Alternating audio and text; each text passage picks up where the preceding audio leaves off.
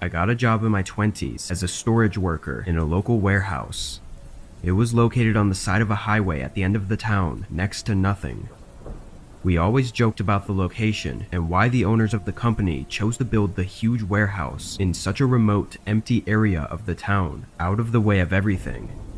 It was probably just cheap land, with easy transport from the highway, but it still always felt a little odd to be pulling into a large empty parking lot in the middle of nowhere every night.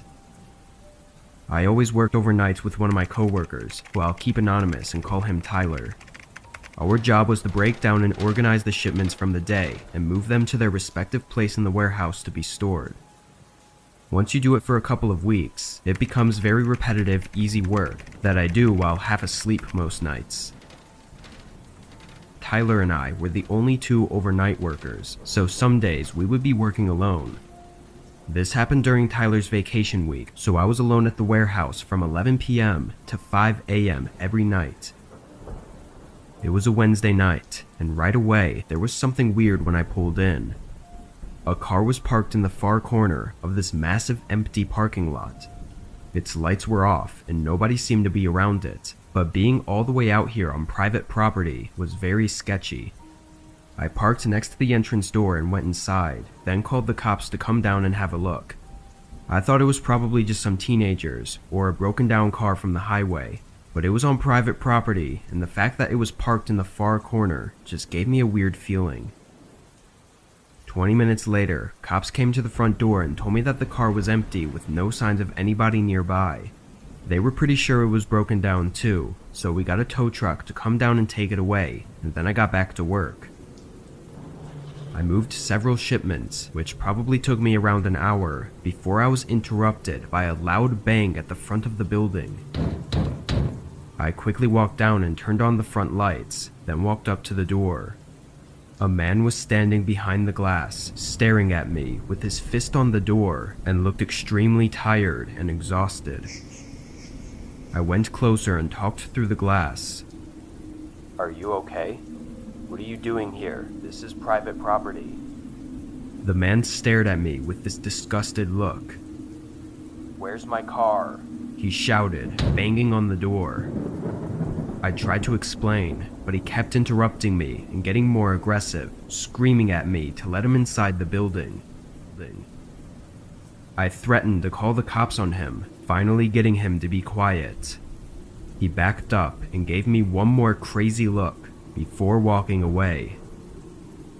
As I went back to work, I couldn't stop thinking about where that man could have been all this time. I thought maybe he went to a gas station to get a canister for his car, but there's no way he could have walked all the way there and back. And if he got a ride, then he would have been back before the car got towed. I really just couldn't think of anywhere the man could have been that would make sense. Only a few minutes into working again, another bang came from the front door. I was both frustrated and scared, but when I looked through the glass, I was not expecting to see the same cops that were here earlier. They said they got a call from the tow company about some concerning things on the outside of the trunk that I guess nobody noticed beforehand. They questioned me about everything I saw, and I told them about the man who'd come by looking for his car. They left soon after that, and I didn't get any real updates until later in the week, when the cops came back with search dogs to search the forest around the warehouse. Supposedly, they found dried blood on the back of the bumper, and once they got a warrant to search it, they found even more blood inside of the trunk. They believe the man may have possibly come out to bury a body in the forest near the warehouse, but to my knowledge, they never found any significant evidence. However, the man never went to claim his car from the tow company, and he never showed up again. He just disappeared. It's really unnerving to know how close I was to a possible murderer, and for the last couple years working at the warehouse, I'd get really creeped out when working nights alone. I know it wasn't likely, but it would always be in the back of my mind that the man might come back and try to make me pay for what I did.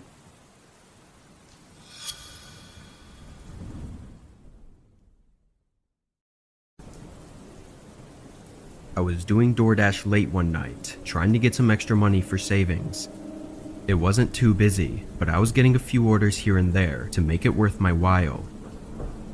A little after 1 a.m., an order came in for a customer 30 minutes away. It was a long drive, but the payout was good enough for me to accept it. I drove to the restaurant, some local Korean place that looked expensive, then started heading to the house. By the end of the route, it started taking me into a pretty bad part of town. I'd been here before with no problems, but as I drove through and looked at all the rundown houses, I started getting uncomfortable. When I got to the address, I parked on the side of the road. It was a very small, old house with a cracked and destroyed driveway. I got out of my car and started walking up to the porch with the bag. Right as I was going to set the bag down, my phone rang. Hello?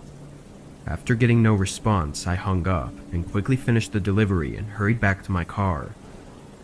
As I turned my car on and buckled up, I heard the front door to the house swing open. I looked over and saw a woman waving her arms in the air and running toward my car, screaming at me to wait. It was so bizarre, I was too frozen to react. She ran up to my window and started banging, asking me to help her. I still had no idea what was going on, but I opened the window a crack and asked what she needed. She said her 3-year-old daughter was inside struggling to breathe and that I needed to help her. The woman started going back up the driveway and begged me to come help. Still in a confused state of shock, I got out of my car and started to follow her. But as I did, I noticed her get quiet and less panicky. I started thinking more now that the situation was less chaotic and sudden, and realized how strange this was. Have you called 911 yet? I asked, stopping on the driveway. She turned around, and it was like her tears and panic were gone. She said there was no time, and started to very obviously pretend to panic again. It looked more like a crackhead having a mental breakdown, not a worried mother. I immediately ran back to my car as she continued screaming and even ran back down the driveway to the passenger door and started trying to open it. I turned the car back on and reversed as she tried to run in front of my car to come to my side.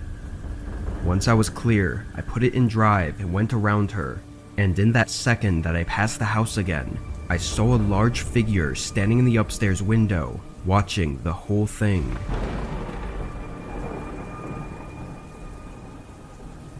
As soon as I got out of the neighborhood, I dialed 911 and told them the address and situation. When I got a call back from the police, they told me that the woman had a different story, saying she only came out to give me a cash tip. They also noted that she lived alone with no record of having any kids or adults living with her. This only made me more horrified about the situation, but after talking some more with the officer, it was clear that nothing could be done. There was no proof for either of our stories, and trying to press charges would be a pointless battle. On top of this, the officer seemed tired and not in the mood to deal with anything, but I knew he was right about me not being able to do much, so it was all left as that. In my gut, I know that she was trying to get me inside the house for dark reasons, especially knowing that she had no kids. The scariest part of it, after knowing everything, was seeing that person inside the house watching us and knowing that he was eerily waiting for me to enter the home.